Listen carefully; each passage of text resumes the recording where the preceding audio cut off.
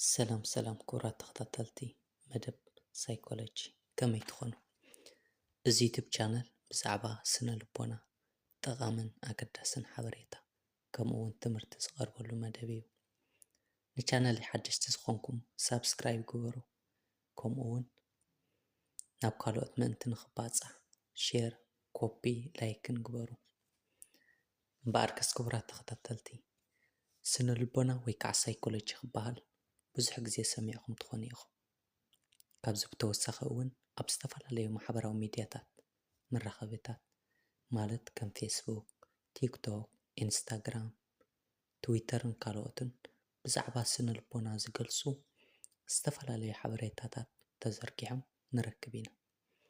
እንተኾነ ግን እዚ ጥራሕ እኹል ስለ ዘይኮነ ገና ካብቲ ናይ መጀመርያ ክልስ ሓሳብን እንታይነትን ስነ ልቦና ጀሚርና ኣዝዮም ብዙሓት ነገራት ክንርኢ ኢና። ክሳብ ሎሚ ካብ ትፈልጥዎም ብተወሳኺ ካልእ ብዙሕ ቁም ነገርን ፍልጠትን ከም ትረኽብሉ ርግፀኛ እየ። ክቡራት ተኸታተልተይ ካባኹም ትፅቢት ዝግበር እዚ መደብ ጀሚሩ ክሳብ ዝውድእ ብትኹረትን ብፅሞናን ምክትታል እዩ። ቅድሚ ናብቲ ቀንዲ ሓሳብና ምእታው ግን ክልተ ኣዝዮም ኣገደስትን መሰረታውያንን ሕቶታት ክንምልስ ኢና። እቲ ናይ መጀመርያ እንታይ እዩ? ስነ ልቦና ወይ ከዓ ሳይኮሎጂ እንታይ ማለት እዩ? ብዛዕባ ምንታይ ከዘፅንዕ ዝብል ክኸውን ከሎ፣ እቲ ካልኣይ ሕቶ ከዓ ስነ ልቦና ወይ ከዓ ሳይኮሎጂ ምፍላጥና፣ ምፅናዕና ከምኡውን ምምሃርና ኣብ ሂወትና እንታይ ንርባሕ ወይ ከዓ እንታይ ንጥቀም ዝብል ክንርኢ ኢና።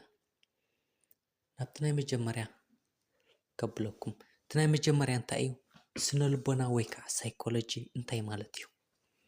ስነ ልቦና ወይ ከዓ ብእንግሊዘኛ ሳይኮሎጂ ኢና ንፅውዖ ሓደ ካብቶም ክፋላት ወይ ከዓ ጨንፈራት ብራንች ሶሻል ሳይንስ ማሕበራዊ ሳይንስ ኮይኑ ብዛዕባ ናይ ደቂ ሰባት ባህርያት፣ ሓሳባት ከምኡውን ስምዒታት ዘፅንዕ ማለት እዩ። እቲ ካልኣይ ሕቶ ከዓ ስነ ልቦና ምፅናዕና፣ ምፍላጥና፣ ምምሃርና እንታይ ንጥቀም፣ ኣብ ሂወትና ዝህበና ረብሓ እንታይ እዩ ዝብል እዩ። ስነ ልቦና ምፅናዕን ምፍላጥን ከምኡውን ምምሃር ኣብ ሂወትናን ኣብ ሂወት ካልኦት ሰባትን ኣዝዩ ብዙሕ ረብሓታትን ጥቕምታትን ኣለዎ። ንኣብነት ገለ ካብ ጥቕምታት ወይ ከዓ ረብሓታት ሳይኮሎጂ ንምግላፅ ዝኣክል ሓደ ንነብስናን ንኻልኦትን ብዝበለፀ ንምርዳእን